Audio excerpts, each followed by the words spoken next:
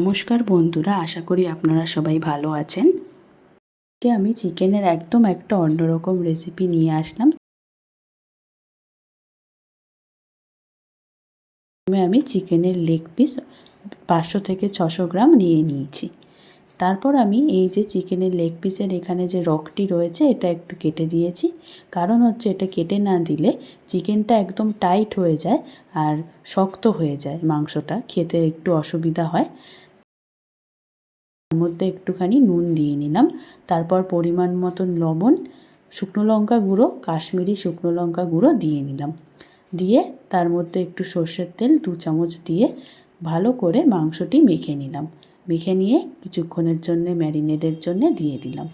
তারপর আমি এখানে 6 থেকে 7 রসুন আর কিছুটা আদা নিয়ে নিলাম। এটাকে ভালো করে কিছু কাঁচা লঙ্কার সাথে থেতো করে নিলাম। ধনে পাতার যে ডাঁটি সমেত যেটা রয়েছে সে ডাঁটিটা কেটে নিলাম আলাদা করে, সবুজটা। আর এদিকে 3 থেকে 4টে মাঝারি সাইজের পেঁয়াজ কুচো করে নিয়ে এদিকে আমি কড়াইতে 1 চা চামচ জিরে, 1 চা চামচ ধনে, গোটা গোলমরিচ কিছুটা, একটুখানি সর্ষে, 2টো কালো এলাচ, বড় এলাচ, আর হচ্ছে গিয়ে 5টা এমনি নর্মাল এলাচ, জয়ত্রী একটা, আর 1-2টো দিয়ে ভালো করে নাড়িয়ে নিলাম। আর একটুখানি নুন দিয়ে নাড়ালাম যাতে কিনা গরম মশলাটার ফ্লেভারটা ভালো করে থাকে। সেটাকে আমি গ্রাইন্ড করে নিয়ে কড়াইতে একটু তেল গরম করে আমি ম্যারিনেট করা যে চিকেনগুলো একটা একটা করে ভেজে নিলাম। ভালো করে নাড়িয়ে ভেজে এক একটা করে পিসগুলো আমি চিকেনের তুলে সাইডে রেখে দিলাম। তারপর আমি ওই তেলেই একটা তেজপাতা, একটা শুকনো লঙ্কা, বড় এলাচ একটা, আর একটু দারচিনি ভালো করে ভেজে পেঁয়াজ কুচোনোগুলো ছেড়ে দিলাম। তারপর ভালো করে নাড়িয়ে নিলাম পেঁয়াজগুলো। একটুখানি পরিমাণ মতন নুন দিয়ে একটা গোটা রসুন ছেড়ে দিলাম। আপনারা যদি মনে করেন 2টো দিতে পারেন, যদি আপনাদের ইচ্ছা হয়।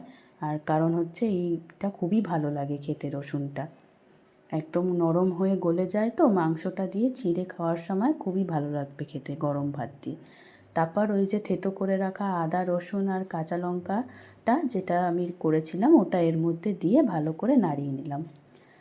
এরপর আমি তার মধ্যে দিয়ে দিলাম পরিমাণ মতন একটুখানি হলুদ গুঁড়ো, একটুখানি শুকনো লঙ্কা গুঁড়ো, আর অল্প একটুখানি জিরে গুঁড়ো আর একটু ধনে গুঁড়ো দিয়ে ভালো করে নেড়ে নিলাম মশলাটা। ফ্লেভারটা খুবই সুন্দর হচ্ছিল, গন্ধটাও খুব ভালো আসছিল। তারপর একটুখানি জল দিয়ে ভালো করে নাড়িয়ে নিলাম। তারপর আমি ওর মধ্যে একটা একটা করে চিকেনের পিসগুলো দিয়ে দিলাম।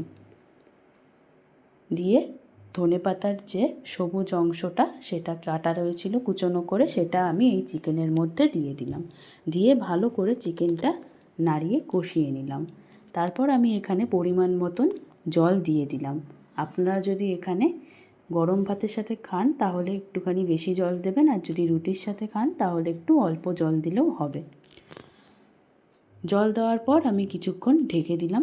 ঢেকে দেওয়ার পর যখন খুললাম 5-10 মিনিট পরে দেখলাম আমার তেলটা ছাড়ছে আর মশলাটাও ভালো করে কষিয়ে গেছে আর পেঁয়াজটাও গলতে শুরু করেছে।